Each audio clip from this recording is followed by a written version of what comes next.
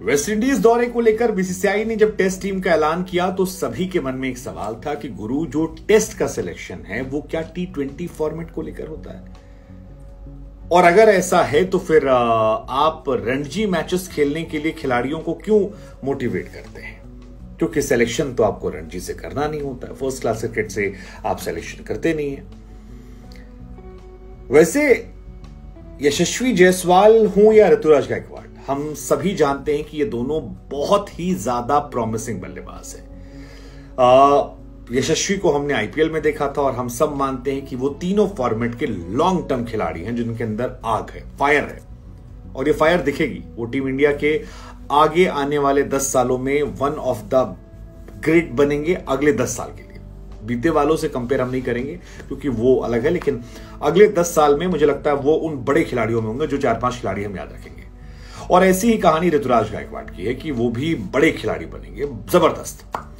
लेकिन 2 खिलाड़ी ऐसे हैं जिनको लेकर लोगों को दुख हो रहा है। एक नाम है सरफराज खान का।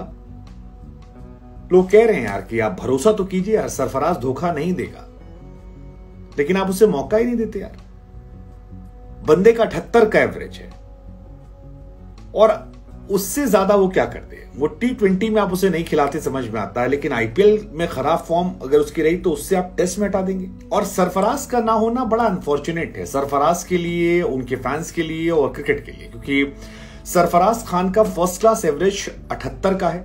शुरुआत में लोगों ने कहा कि सरफराज की फिटनेस अच्छी नहीं है, फिर सुनील गावस्कर काफी नाराज भी हुए थे। उन्होंने कहा था कि यार अगर कोई खिलाड़ी 200, 250, 300 रन बना रहा है तो आप फिटनेस का कौन सा पैमाना ऐसा लेके बैठे हैं कि आप कह रहे हैं वो नहीं खेल सकता। और वेस्टइंडीज दौरा जहां पर आप तमाम नए खिलाड़ियों को मौका देने वाले, वहां पर आप सरफराज को मौका नहीं देते। मसलन अब तक इन्होंने सूर्य कुमार यादव को खिला रखा था, हालांकि खिलाया नहीं, टीम में रखा था, लेकिन आप सूर्य को बाहर किया। सरफराज के ऊपर सूर्य को आपने पिक किया था और अब सरफराज के ऊपर बाकी खिलाड़ियों को पिक किया। अब सवाल यह कि इन्हें क्यों नहीं खिलाया जा रहा है, वजह क्या है? फिटनेस? तो जो सुनील गावस्कर कह रहे हैं वो क्या है? तो हमें लगा कि यार आपको इनके लिए बुरा लगना चाहिए। और दूसरे खिलाड़ी जो हैं वो मुझे लगता है अभिमन्यु ईश्वरन है। अभिमन्यु ईश्वरन भी इस वजह से लाइमलाइट में नहीं क्योंकि ये दोनों खिलाड़ी T20 क्रिकेट में कमाल नहीं कर रहे हैं, और इंडियन टीम में सिलेक्शन जो है वो ऐसा लगता है कि तीनों फॉर्मेट में T20 में होता है। ईशान किशन सेलेक्ट होते हैं T20, Surya Kumar Yadav T20, Rituraj Gaekwad T20, और तो और आपके Yashasvi Jaiswal T20। With all due respect कि मैं खुद मानता हूं कि ऋतुराज और यशस्वी में बहुत टैलेंट है, लेकिन इन्हें इग्नोर करना बेटर। सरफराज जो है वो मुंबई से क्रिकेट खेलते हैं फिलहाल 3 साल से। हर साल वो रणजी क्रिकेट में टॉप स्कोर बनाते हैं, लेकिन जब इंटरनेशनल क्रिकेट में चुनने का मौका आता है तो उन्हें इग्नोर कर दिया जाता है। पहले मिडिल ऑर्डर में जगह नहीं थी, कहा गया कि श्रेयस अय्यर हैं, तमाम खिलाड़ी हैं, लेकिन वेस्टइंडीज दौरे पर उनका ना चुना जाना थोड़ा पेनफुल है। सरफराज ओवरऑल भी जो ऑल टाइम क्रिकेटर्स हैं उनमें भी उनका बहुत शानदार रन रहा है। जिन्होंने 2000 रन कम से कम बनाए हैं उनमें सरफराज जो है उनका 81 का एवरेज रहा है। फिलहाल 79 का उनका एवरेज है और ब्रेडमैन साहब के बाद नंबर 2 पर वो चल रहे हैं वर्ल्ड क्रिकेट में फर्स्ट क्लास में।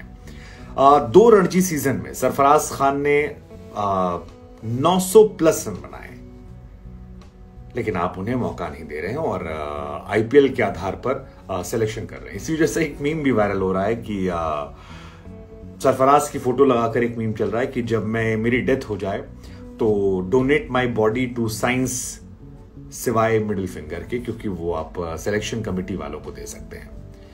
और ये बहुत बहुत हैरान करने वाला, मतलब मैं समझ नहीं पा रहा हूं कि ऐसा क्यों है, क्योंकि फिटनेस है, फॉर्म है, रन बन रहा है, मिडिल ऑर्डर में जगह भी है। सबसे बड़ी बात जगह है। आप टॉप ऑर्डर में ले जा रहे हैं बल्लेबाजों को जिन्हें मिडिल ऑर्डर में आप खिलाएंगे, लेकिन जो मिडिल ऑर्डर का बल्लेबाज है उसे आप नहीं खिलाएंगे।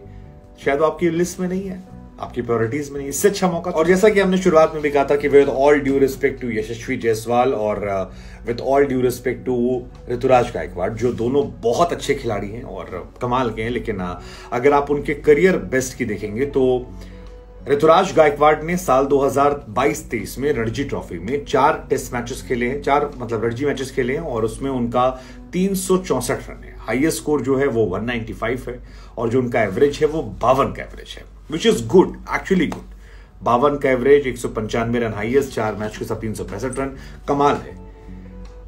ऐसे ही यशस्वी जायसवाल 5 मैच खेले हैं, 315 रन कुल बनाए हैं, जिसमें 162 हाईएस्ट है और 45 का एवरेज, और 45 का एवरेज इज गुड।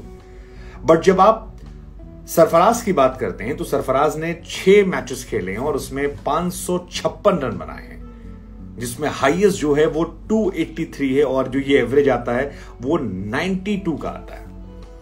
अब सवाल ये कि इतने रन बनाने के बाद आप क्यों नहीं खिला सकते?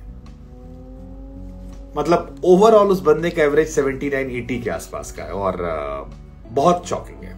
अब ये रोहित शर्मा की चॉइस है, ये राहुल द्रविड़ की चॉइस है, ये चॉइस किसी और की है पता नहीं, लेकिन ऐसा लगता है कि यही चलता रहा तो शायद आगे आने वाले मैचेस में रणजी फर्स्ट क्लास क्रिकेट लोग खेलना देखना बंद कर देंगे। सारा फोकस जो है आईपीएल पर होगा, क्योंकि सिलेक्शन तो वहीं से हो रहा है।